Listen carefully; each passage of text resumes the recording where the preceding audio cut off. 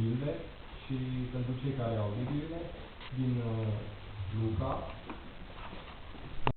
15, începând de la versetul 1.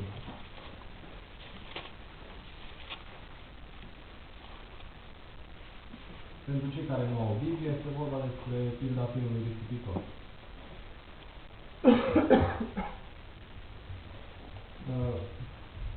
Pilda începe astfel. Un om avea doi fii. Cel mai tânăr dintre ei a zis tatălui său: Tată, dă-mi partea de avere care mi se cuvine. Și tatăl i-a împărțit averea. Nu după multe zile, producea mare durere și suferință în sufletul sufocat de amărăciune. Acest tată este asemenea tatălui din pildă, care a primit replica: Tată, dă-mi partea de avere care mi se cuvine.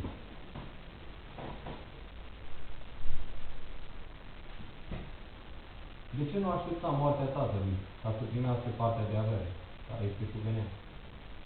De ce acest tânăr își începe startul în viață într-un astfel de mod? Răspunsul este simplu. El dorea să fie fericit atunci și acolo. Și nu se putea, pentru că atât tatăl cât și fiul aveau opinii diferite în ceea ce privește fericirea. Așa că fiul s-a hotărât să meargă în căutarea ei. Odată cu noul stil de viață, s-au produs niște schimbări majore în viața tânărului. Acest tânăr, cu atitudine, era foarte receptiv la nou, sociabil, își făcuse chiar prieteni noi, într-o țară nouă pentru el. O lume cu râsete și străluciri, care îi vedea o senzație pe care nu o mai trăise niciodată înainte, răsfățându-se cu creme alese și mâncăruri scumpe foarte și realiste.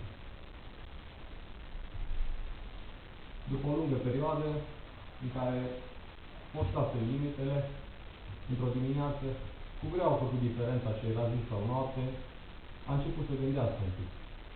Și a gândit acea operație matematică sau contabilă, venituri minus cheltuieli.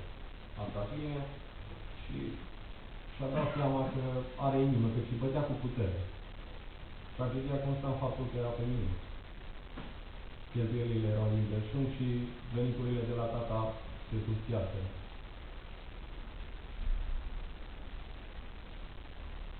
Și pe deasupra, în țara aceea a venit o foamete mare. Investițiile făcute acolo se dovedeau a nu fi prea durabile, căci stomacul îl durea și prietenii nu se cunoșteau la nevoie. A început să despacheteze atunci planul pentru zile negre. A putut el de tare și a făcut ceea ce pentru mulți este imposibil. Dar în final a găsit ceva. Un om care avea porc și s-a lipit de el.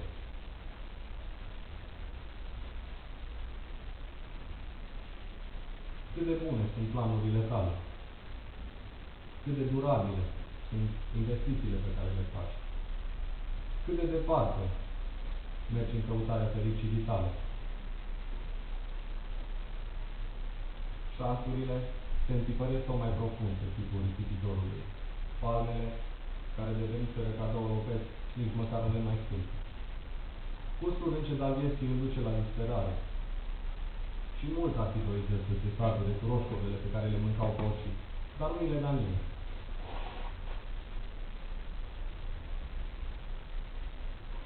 Plin de transpirație, cu mintea bântuită de gânduri și stomacul roz de foame, cu noroiul până în genunchi și spatele cocoșat de muncă, risipitorul ia cea mai înțeleaptă decizie din tot sejurul lui. Își vine în fire. Când fiul risipitor se întorcea șchiopătând spre casă, din lunga lui călătorie încesată de risipă, rătăcire, băutură și desfrâu, motivațiile lui erau puțin spus confuze. Își zicea: cât ar gata ai tatălui meu, au belșug de pâine, iar eu mor de foame aici. Mă voi scula, mă voi duce la tatăl meu și voi zice: Tată, am păcătuit împotriva cerului și împotriva ta. Așa risipitor cum era, și-a găsit speranța, în convingerea că tatăl îl iubește. Sejurul petrecut într-o țară îndepărtată dusese la coapă de lemn. Declarația lui de independență i-a adusese o recoltă neașteptată. Nu bucurie, nu fericire, nu o nouă viață. Mâhnire și o întâlnire cu moartea. Un lucru este clar. Nu poți să mergi acasă dacă nu simți foame. Ceea ce contează este că risipitorul, în starea lui nenorocită, și-a venit în fire și a mers spre casă. Mi-ar place ca această poveste să fie o istorie frumoasă de întoarcere acasă și cu siguranță pentru mulți dintre noi este. Dar suntem unii care ne credem acasă la tată și totuși risipim. Și risipim. Risipim comori de har, clipe prețioase, în zadar. Risipim gândul frumos, gând curat. Risipim șanse și oportunități, momente de făcut bine, vreme de împăcare și clipe de iertare. Ne risipim pacea din suflet și murim în fiecare zi câte un pic, căutând fericirea. Dar în situație trebuie să știi că cheltuiești banii pe ceea ce nu este pâine și trudești pentru ceva care nu satură. Și în cel mai bun caz ești undeva departe, pe moarte, sau mai rău ești ca fiul cel mare, care este mor de-a bine, de dragostea tatălui. Ești într-un labirint. Ne trezim la sunetul ceasului, suntem răvășiți de titlurile știrilor, care de multe ori mi se pare îndepărtate și dincolo de noi. Suntem stresați, încercați, în trafic, de colegii de serviciu, la școală, de șeful, de căldura de afară, de ale celor dragi de acasă. Țările noastre le-am rugat sunt de multe ori pline de fraze înghețate și reci, care se adresează unui Dumnezeu care răspunde doar uneori. Până și momentele de închinare se banalizează. Adevărul este că nici telefonul nu se încarcă în 10 minute și 5 seara. Șansa de a schimba situația. Te provoc să te trezești și să-ți vii în fire, să-ți dai seama că acest gol, chiar dacă nu e de foame, totuși e un gol. Un gol spiritual pe care nu-l ții doar acasă. Una dintre cele mai impresionante imagini ale Bibliei este cea exprimată în versetul 20, capitolul 15 din Luca. Chiar vă rog să citească cineva din sală. Versetul 20, capitolul 15, Luca. Și a plecat la tatăl său. Când era încă departe, tatăl său l-a văzut și i s-a făcut milă de el.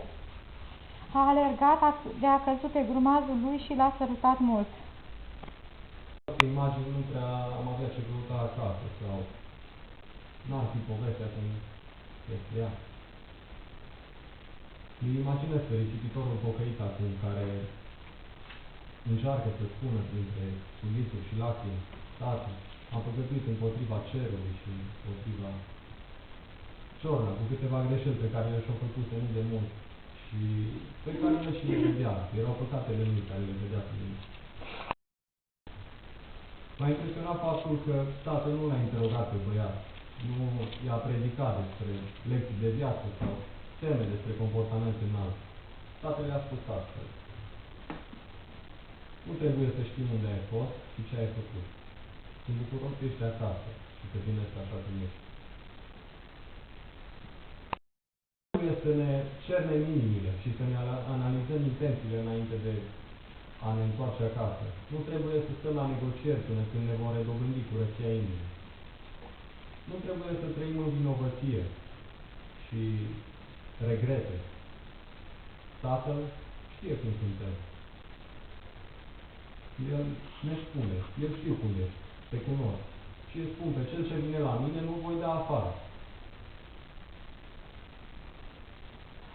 Harry Nowen scrie, cu ochii din sinele privesc, își ține fiure întors aproape de piept.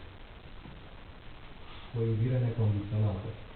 Ambele sale mâini, una puternică și masculină, cealaltă blândă și feminină, se odihnesc pe umerii lui. El nu își privește fiul, ci simte trupul tânăr și obosit, lăsându-l să se odihnească în îmbrățișarea lui. Pelerina lui roșie, uriașă, este aidoma aripilor unei păsări care își acoperă puii fragili din cui. Pare că se gândește la un singur lucru. A înviat, e viu, s-a întors acasă și sunt atât de bucuros să l-am alături de mine. Așa că, de ce atâta amânare? Dumnezeu stă acolo cu mâinile deschise, cu brațele întinse, așteptând să te îmbrățișeze. Nu-ți va pune nicio întrebare despre trecutul tău. Tot ce dorește este să te întorci înapoi. Aceleași brațe stau și în această dimineață, deschise pentru tine. Fă o alegere radicală în credință, în ciuda păcătoșenii tale, și susține această alegere din viața ta de zi cu zi, pentru Hristos Domnul și Împărăția Lui. Amin. Amin.